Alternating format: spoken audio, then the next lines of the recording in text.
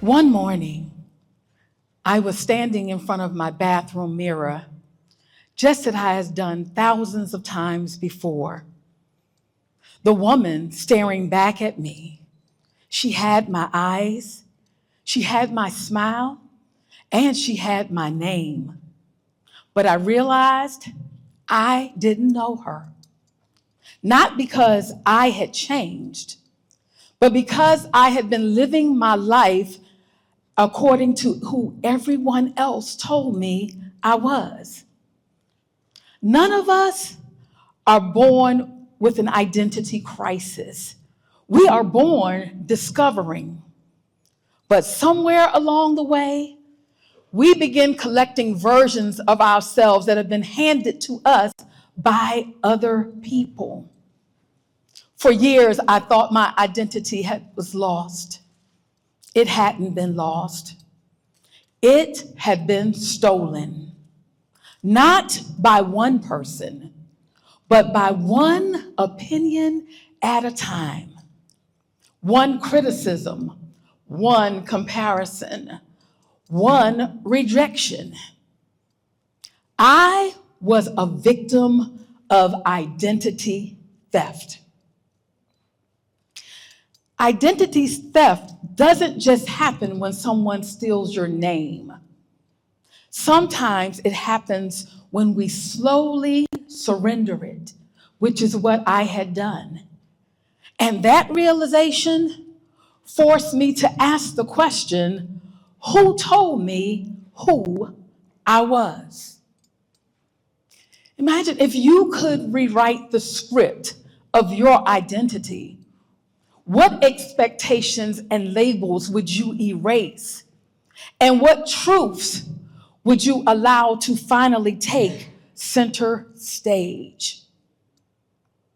I had for so long been listening to the voices of other people that my voice had been silenced.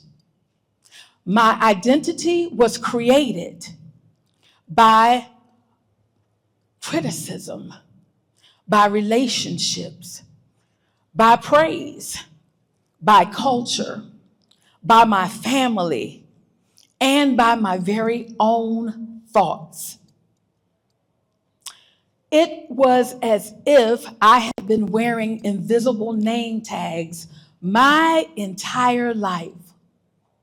Labels that told me I was too fat, I was too dark, my hair was too nappy, I had too many children, I was too loud, I was too much of everything except enough. And the tragedy wasn't that someone said those things to me.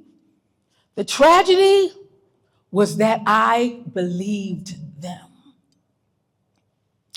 I had allowed the opinions of others to dictate who I was. And so here's the thing. You can't really determine who you were created to be until you begin to question who told you who you are. I have become so successful, incredibly successful at being someone else. For over 35 years, I lived my life being who I was told I was. Oh yes, on the outside, I looked confident, but behind the smile was fear. I was hiding behind a mask that I was so accustomed to wearing that I had forgotten that I had ever put it on.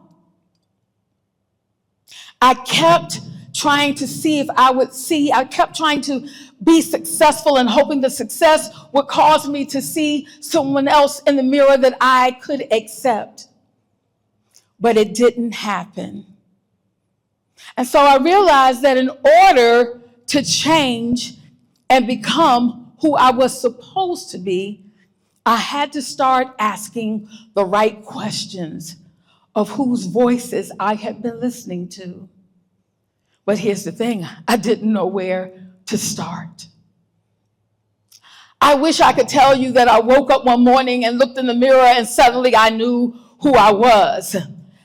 That I had all of the false evidence that I accepted as reality had vanished, and that the labels had finally dissipated and faded. But that was not the case. I really would love to tell you that I went into some deep thought and discovered the questions that I needed to ask myself to get to the other side of knowing myself. But that was not the case either. You see, knowing yourself doesn't always come in glaring explosives and confetti. Sometimes it comes in a whisper. And that was what happened with me. I attended a women's conference that was hosted by my church. I was so happy and excited to be there, but had no idea of what I was about to experience and discover about myself. Sometimes you got to be careful of the people you call your friends. But this one was actually really a good sister friend. And I had no idea that she really saw behind my mask. And so as I was making my way down the hallway to the conference room, she walks up to me in the hallway. She gets right up close in my face, and she asks me 3 questions. She says to me very sharply, "When are you going to stop running and finally be who God called you to be?" And then she quickly followed that up with, "What does he have to do to get your attention?" And then her third question really shook me. Does he have to do something drastic for you to answer and to realize who you really are? And then as quickly as she got in my face, she walked off. No explanation, no more discussion, no apology, and left me standing there pondering what she had said. And now I have lots of questions, because my first question was, how did she know? And does everyone see through me? Does everyone see through the mask and understand that I really don't know who I am? I didn't have a lot of time to stand there pondering, because I had to continue down the hallway and make my way to the session of the keynote speaker. So I rushed down the hall after I gathered myself, rushed in and got my seat. I was sitting right on the first row. The keynote speaker was introduced, and she took the podium and she began to teach. After a few moments of speaking, she suddenly stopped talking. She began to come down off the podium, off the stage, and she started walking directly towards me. I was sitting there. I didn't know what was about to happen. But then she leaned down, she bent, and she leaned into me. And she whispered 4 words in my ear that changed my life. She said, "You are not cursed." You see, for so long, I felt that I was cursed. I had given those labels a name. Even though they were lies, I named those lies, and I called myself cursed. I don't know if you've ever been in a situation like that, or maybe you call it something else. Maybe you call it low self-esteem. Maybe you call it abandonment. Maybe you call it just that you don't like yourself. But I actually gave it a name, that I was cursed. But those 4 words spoken to me on that day changed the direction of my life, because I finally felt seen, that someone who had never met me saw me. I don't know how she did it. I don't know whether it was discernment, but the fact that she saw me said to me that I was important, that I did have purpose. And so the questions began. That was the beginning of me asking some really pertinent questions to myself. After that conference ended, someone else came up to me and gave me a gift. They gave me a journal, and I've been journaling ever since. It's been over 30 years now that I have been journaling. But that initial journal that was given to me, on the left side of every page was a scripture and a prayer. On the right side, the pages were blank. I saw those blank pages as an invitation for me to start my journey of questioning and discovery. Of course, the first entry that I placed in that journal was my newfound truth that had finally challenged all the lies. You are not cursed. That's the first thing that I wrote. And then as time went on, I began to write down all of the labels that I had accepted as reality. As I was writing them down, then there were two questions that I had to ask. The first question I asked about every label is it true? The second question I asked was, if it isn't, does it deserve to be here? Does it deserve to stay? If the answer was no, they had to go. I got rid of them. I began speaking positive affirmations about myself. The journey also included me praying each and every day and seeking answers as to who God created me to be and what He actually put in me. And slowly, my dialogue about myself began to change. Oh, and not let me forget, also, it was a lot of therapy. Everybody needs a therapist. That's just my take. So with all of those things combined, slowly I began to realize who I was. I no longer allowed anybody else's voice to speak louder than my own.